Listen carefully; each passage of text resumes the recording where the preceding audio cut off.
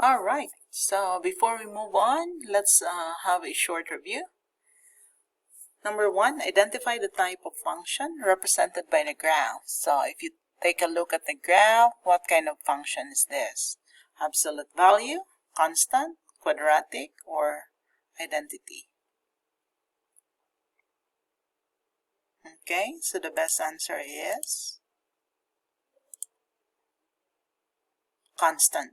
Okay, so it is the horizontal line that is a constant function. Alright, let's move on to the next. Describe the translation in y equals x plus 1 square, then graph the function.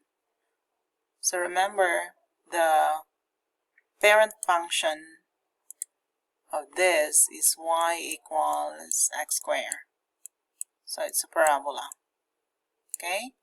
So the orientation here is, if it is plus 1, that means you move from the mother graph, the parent function graph, you move 1 unit to the left.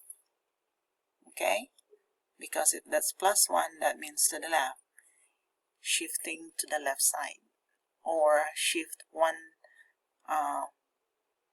point to the left of the x-axis. If this is negative, that means you shift to the right. Okay? So let's take a look at the graph. Alright, so this is the parent function, y equals x squared, and then that's x plus 1, you move the parabola 1 unit to the left. Okay?